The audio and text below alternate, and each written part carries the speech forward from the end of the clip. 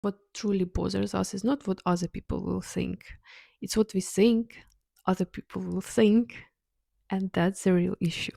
And I want to talk about it today to really unpack this fear of what other people will think and explore what we can do with it because it holds us back for sure. It's sneaky, it's something you don't even notice, but it is definitely there. Have you noticed that the phrase, what will people think, is never used in positive way? No one ever says it when you do something beautiful or cool. They don't say it in admiration. Wow, what other people will think. And you see, it's always something bad and wrong, something that you are supposed to fix.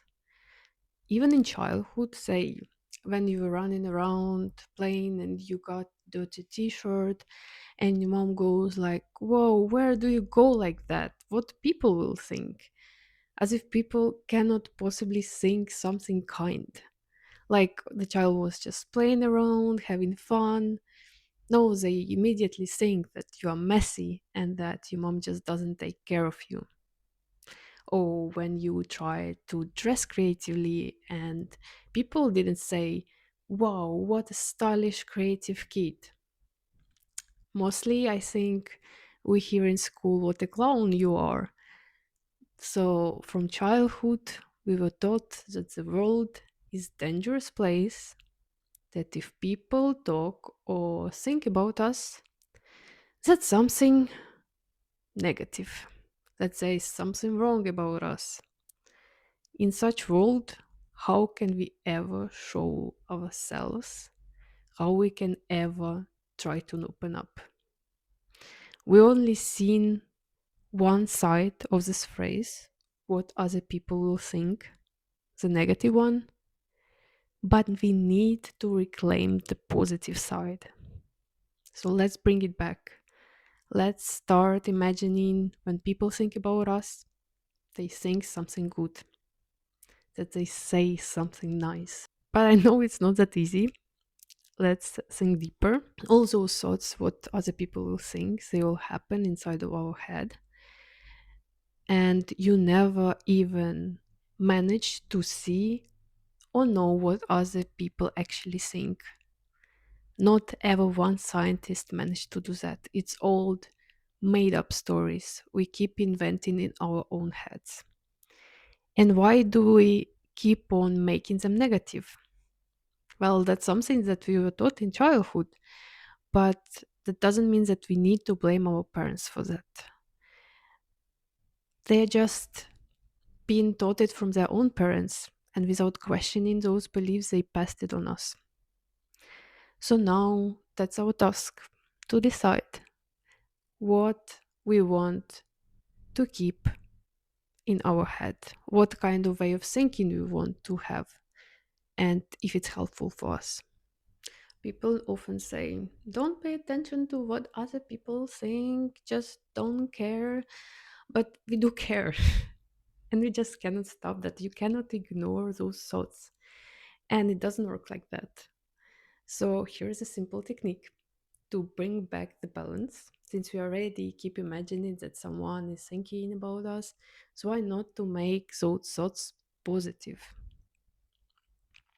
Okay, let's imagine that you're in a meeting and there are around 10 people and just put positive thoughts in their heads like, oh, this person thinks that I have cool hairstyle and she thinks that I'm very interesting person and that one thinks that I'm very smart. So you still keep imagining, but you make it pleasant.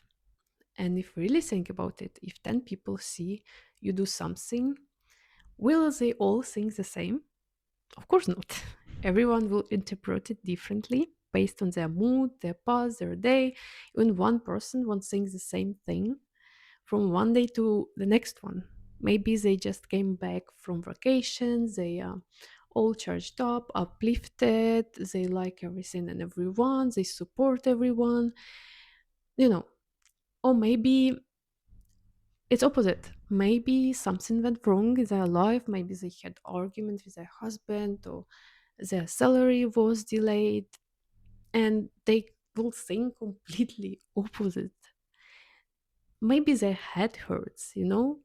It's a whole different mindset now again. So not only do 10 people think differently, but even the same person has infinite spectrum of thoughts that depend on what they're going through right now or what they've experienced before. So when we ask someone, what would you think? They don't even know what they would think. They might imagine what they would think, but they won't know what kind of thought will come to their mind at that moment. There is no such thing as people will think something specific. It's infinite thinking, it's big spectrum. They will think something completely different in different moments. So why not we choose from this infinite thinking something positive? Why we keep on choosing something negative? What will other people think? Maybe they will think something great. Great thoughts exist too. And there are people who actually think that way quite many times. Why don't we give those people a voice in our head? Why don't we let them speak in our minds? It's like there's endless radio frequencies, and we are somehow tuned on the negative one. Like, recall that moment in supermarket when you have the full cart of things and you are unloading everything, and then there's someone behind you with just few items, and suddenly you start hurrying, you feel awkward, and now guilt hits that you are disturbing someone and you need to go faster, but you don't know what they actually think. What if you gave them kind of different thought? What if that person is just curious about what you're buying and why you assume the worst? What if they think, I never saw this kind of cheese before? What they gonna cook with that cheese? Maybe I should try it for myself. Hmm, I actually love cooking. Why I took so little? Why I'm being so lazy? Maybe I should go and grab something else and cook something tasty. And what actually is this person with so many things is standing and thinking about me? You know, why not to think that way? Okay, let them think. That's fine. But how not to get carried away and not fall into self admiration thing like, I'm so awesome. Actually, you should be carried away. You are too critical on yourself, and try to ask yourself, what if I lead a little bit less critically? Secondly, you just won't manage to fall in this self admiration, narcissistic way of thinking anyway. It won't just let you go that much.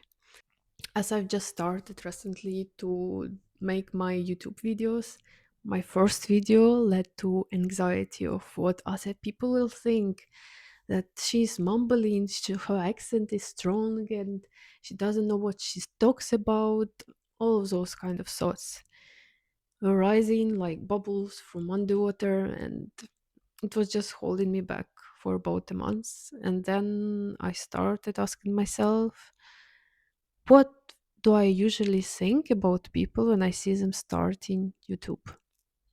For example, I feel that that's very bold and that's very cool.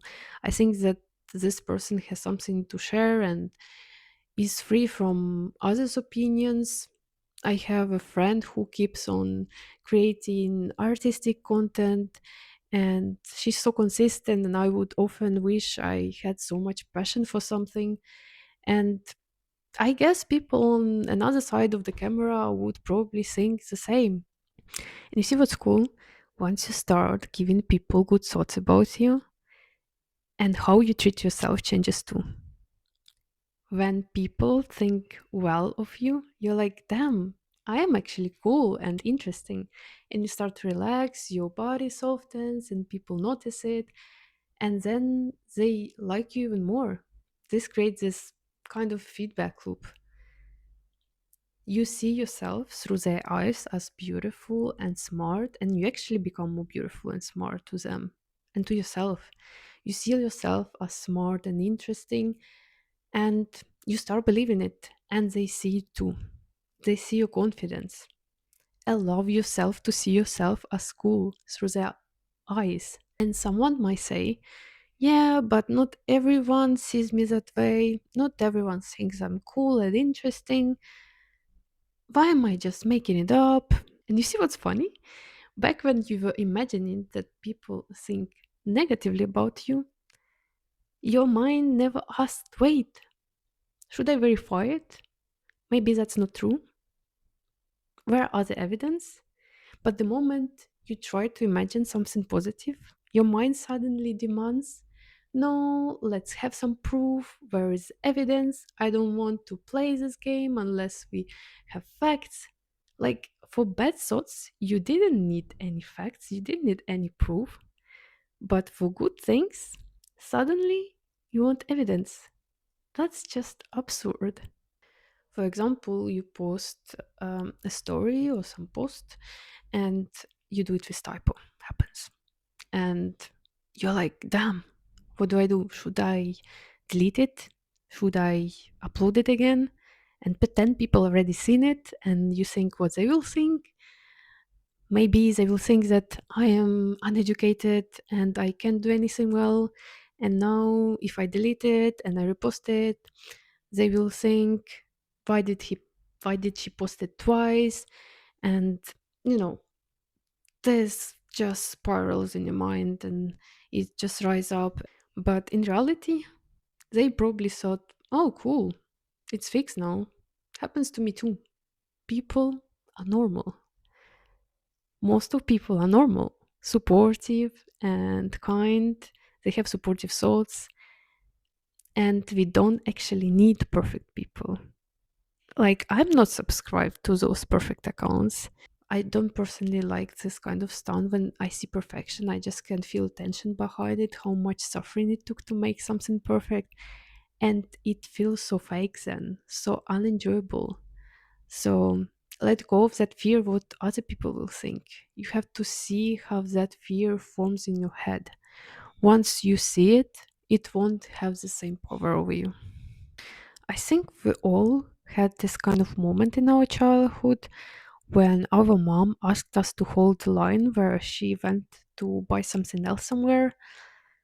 And that's exactly where we are in that panic of helplessness.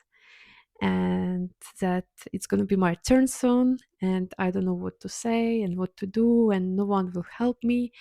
And inside, it's already there. The world is dangerous. Strangers won't help. And I'm all alone. Your whole body stands. You panic. And there you are, waiting, so terrified of your turn, not knowing what to say, and already living in this imagined reality where you're about to get in trouble. But no one is there even paying attention to you. They're all busy with their own lives. And in worst case, someone might just ask you, don't worry, I will wait and go ahead. And in the best case, they will just keep on scrolling their phones. No one is as focused on you as you think. And what if you could go back to that moment as adult, go back to that little you, standing in a line so tense and scared, and just gently put a hand on your own shoulder and whisper, you're not alone anymore.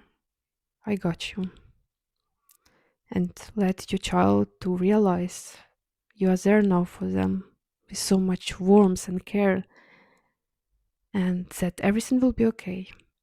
That there is no longer a need to be so terrified of people, that people are not scary, that people are beautiful, that you're beautiful.